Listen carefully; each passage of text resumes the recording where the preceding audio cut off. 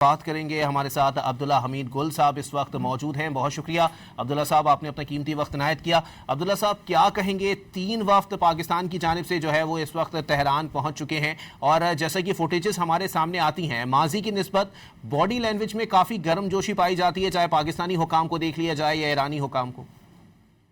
بسم اللہ الرحمن الرحیم. بہت بہت شکریہ. جی بالکل, اس میں کوئی شک و شبہ نہیں ہے کہ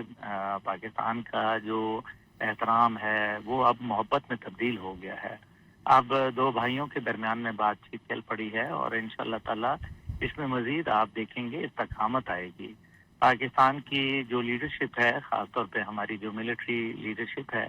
اس کی بہت قدر ہے ایران کے اندر,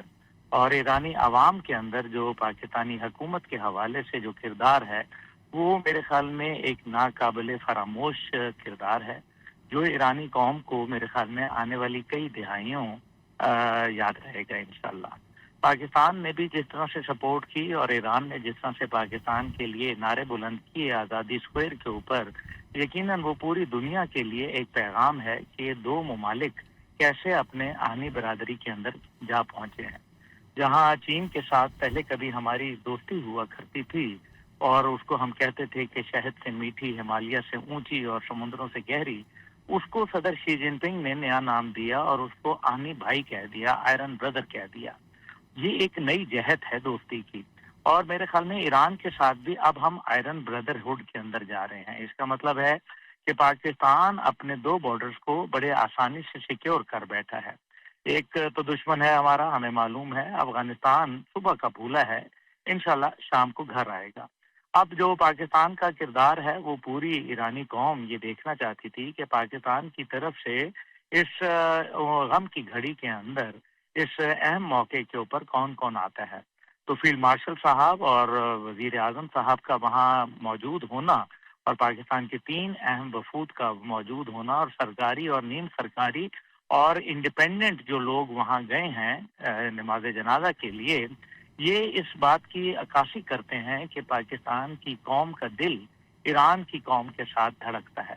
یکجان 2 قالب ہیں, اور انشاءاللہ مستقبل ہمارا ہر سطح کے اوپر روشن ہے, تابناک ہے. ایران پاکستان کے بغیر جو ہے وہ اپنے جو گولز ہیں وہ اچیو نہیں کر سکے گا, اور پاکستان جو اپنی معیشت کے اندر بہتری اور ایک سیکیور ایران کا بارڈر کے بغیر نہ بلوچستان میں استحکام آئے گا, نہ پاکستان کی معاشی صورتحال مستحکم ہو پائے گی. اس لیے ہم دونوں ایک دوسرے کے لیے لازم اور ملزوم ہیں. اب انشاءاللہ تعالی امید یہی ہے کہ یہ ایک جو تاریخ ساز لمحے ہیں, اللہ تعالیٰ ان کو خیر سے گزار دے, اور جس طریقے سے دشمن کے کچھ ناپاک ارادے ہیں کہ خدا نہ خواستہ کوئی تخریب کاری وہ پھیلانا چاہتے ہیں, تو انشاءاللہ تعالی وہ اللہ نے کیا وہ بے مراد رہیں گے. اور میں سمجھتا ہوں کہ پاکستان جو اب ایک کردار بڑھ رہا ہے پورے مشرق وسطیٰ کے اندر, اب ایران کے حوالے سے جو غلط فہمیاں پیدا ہو گئی تھیں ان کو بھی میرے خیال میں بہتر کرنے کے لیے اب میرے خیال میں اپنے راستے پر گامزن ہے. اور انشاءاللہ آپ دیکھیں گے کہ بہت جلد جو گلف کے ممالک کے درمیان ایران کے حوالے سے کچھ مس انڈرسٹینڈنگز تھیں یا کچھ رنجشیں تھیں, وہ پاکستان کی ثالثی میں انشاءاللہ تعالی دور ہوتی مجھے نظر آ رہی ہیں. پوری دنیا کی لیڈرشپ آ رہی ہے, اور ماضی میں جب 1980s کے اندر غالباً 89 میں جب آیت اللہ خمینی کا جنازہ ہوا تھا, تو اس ٹائم پہ ایک جو 1/5 آف دا پاپولیشن جو تھی ایران کی وہ اس جنازے میں شریک ہوئی تھی, اور وہ تاریخ کا دوسرا بڑا جنازہ کہلایا جاتا ہے, جہاں تقریباً 1 کروڑ لوگ جو تھے وہ اس جنازے کے اندر شریک تھے. لیکن کیونکہ اب ایران کی پاپولیشن تقریباً 9 کروڑ کے لگ بھگ ہے, تو دیکھنا یہ ہے کہ اس ٹائم پہ جو کہا یہ جا رہا ہے کہ لوگوں کا ایک سمندر ہے جو حد نگاہ تک جو ہے وہ پھیلا ہے, اور وہ سمندر اس ٹائم پہ اس جنازے کے لیے, اور ایک یہ پوری رسومات ہیں, اس میں مختلف شہروں کے اندر جو ہے نماز جنازہ ہیں, کئی جگہ غائبانہ نماز جنازہ ہیں. لیکن کیونکہ ماضی کے اندر ایک بڑا افسوسناک واقعہ کرمان شاہ کے اندر دیکھا گیا, جہاں جب جنرل قاسم سلیمانی جو ان کے انٹیلیجنس کے سربراہ تھے, جب ان کو عراق میں شہید کر دیا گیا, تو ان کے بعد پھر وہ 1 سال جب گزرا تو کرمان شاہ کے اندر ایک بہت بڑا اجتماع جو ہے وہ رکھا گیا. उस इज्तिमा के अंदर सालाना के अंदर जब लोग आए तो वहाँ एक इंतहाई अफसोसनाक और दिलखराश वाक़या पेश आया, जिसके नतीजे में 350 लोग जो थे वो जामे शहादत नोश कर गए, धमाका करवा दिया गया। और इसमें कोई शक व शुबा नहीं है, ईरान और पाकिस्तान के दुश्मन मुश्तरका हैं, उन्होंने वहाँ करवाया और ये धमाके से बहुत जानी नुकसान हुआ। अल्लाह खैर करे कि इस बार मामलात जो है वो खुशअस्लूबी से तय पा जाएं, क्योंकि दुश्मन को भी मालूम है कि अगर ऐसा कोई नाखुशगवार वाक़या पैदा करने की कोशिश की गई तो फिर तीसरी आलमी जंग को शायद कोई भी ना रोक पाए, और ईरान फिर इसका इतना भरपूर और इतना सख्त जवाब देगा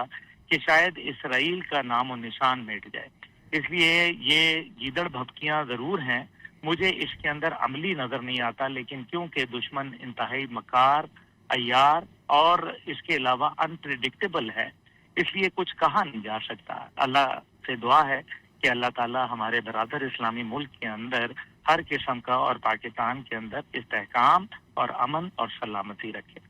अच्छा अब्दुल्ला साहब, आपको नहीं लगता कि जाहिर सी बात है 90 ममालिक के जो है वो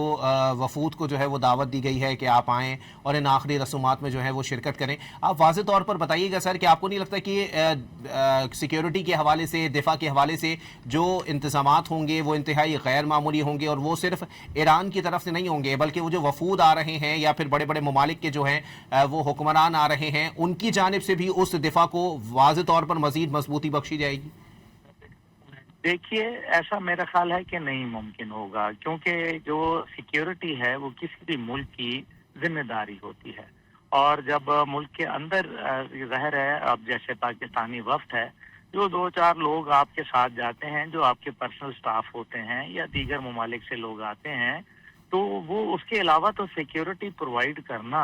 उस मुल्क का काम होता है। माँ सवाए अमेरिका वगैरह के जैसे हम भी उसके ऊपर इसलिए एतराज़ नहीं करते कि जी अगर उनकी रेड सिक्योरिटी है या उन्होंने अपने कोई बुलेट प्रूफ गाड़ियां या बॉम्ब प्रूफ गाड़ियां लाते हैं, वो एक अलहदा बात है, लेकिन उसके अलावा उनका रिहाइश, उनका सिलसिला और उनको सिक्योरिटी प्रोवाइड करना मुल्क का, मेहमान मुल्क की जिम्मेदारी होती है, मेज़बान की।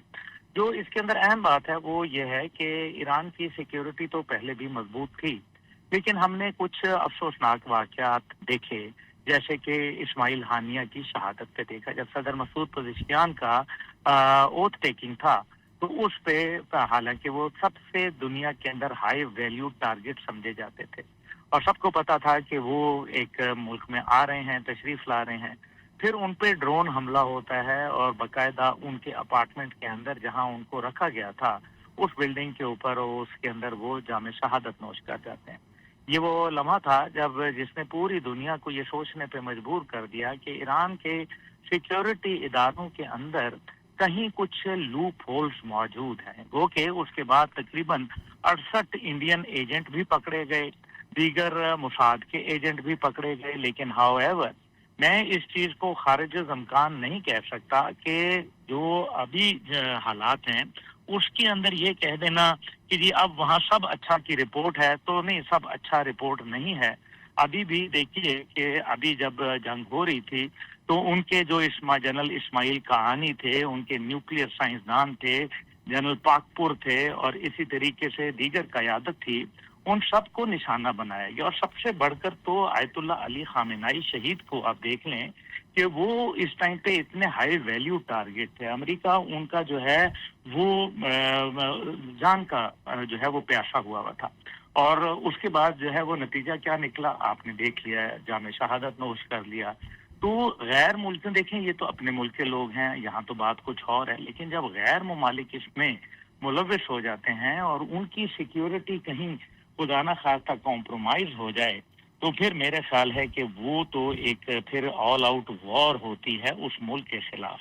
और फिर ज़ाहिर है अगर हुकूमत समझ भी ले, लेकिन अवाम का समझना जो है वो कुछ और होता है। उसमें देखिए ना, फिर एक मुल्क की दूसरे मुल्क के साथ मखासमत कायम हो जाती है और ऐसी सूरत के अंदर हालात बहुत ही तकलीफ दे सूरत हाल इख्तियार कर लेते हैं।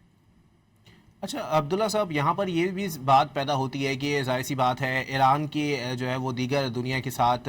जो है वो ताल्लुकात कैसे हैं, इसको मद्देनज़र रखना बहुत ज़रूरी है। 90 ममालिक को जो है वो दावत दी गई है। मुमकिन तौर पर आपको क्या लगता है सर कि कौन कौन से ममालिक हैं, जो सीधा सीधा बता दीजिएगा कि आपको लगता है कि वो वफूद जो हैं वो तेहरान पहुँचेंगे और इन जो है वो तकरीबात में शिरकत करेंगे? देखिए, मेरी नज़र के अंदर जो सबसे अहम है वो तो ज़ाहिर है उनके नज़दीक इस टाइम पे जो पाकिस्तान है अहम तरीन मुल्क है, अरब दुनिया के लोग हैं। मुझे लगता है कि अरब दुनिया से एक अच्छी तादाद जो है वो आएगी। मैं बल्कि ये भी कह सकता हूँ कि हो सकता है मुमकिन तौर पर कि यूएई से भी लोग आएँ। अब मैं ये हतमी तौर पे तो नहीं कह सकता, लेकिन क्योंकि यूएई को मालूम है कि उनका मुस्तकबिल जो है वो ईरान से जुड़ा है, और अगर वो ईरान से मुस्तकबिल जुड़ा है तो फिर वो कैसे अवॉइड कर सकते हैं। इसलिए कतर से, जैसे मैं कह सकता हूँ, इसमें अहम बात एक और भी है, और वो है यूरोपियन यूनियन के ममालिक। यूरोप को मालूम है कि उनकी जो तेल है वो तमाम के तमाम वो पाकिस्तान जो ईरान से आएगा, और अगर ईरान से वो तेल आएगा तो फिर उसके हवाले से आप खुद समझ सकते हैं कि वो क्या हालात होंगे। इसलिए मेरी नज़र में यूरोप का एक वफ्द जो है मैं उसको भी देख रहा हूँ। इसी तरीके से लैटिन अमेरिका के ममालिक जो हैं उनसे मैं वफ्द देख रहा हूँ, और दीगर से मेरा ख्याल है कि लोग ज़रूर आएंगे, इसमें कोई दूसरी राय नहीं है। क्योंकि ईरान अब माजी का ईरान नहीं, अब मुस्तकबिल का एक ताकतवर और अहम मुल्क बनकर सामने आया, जिसके पास वसाइल हैं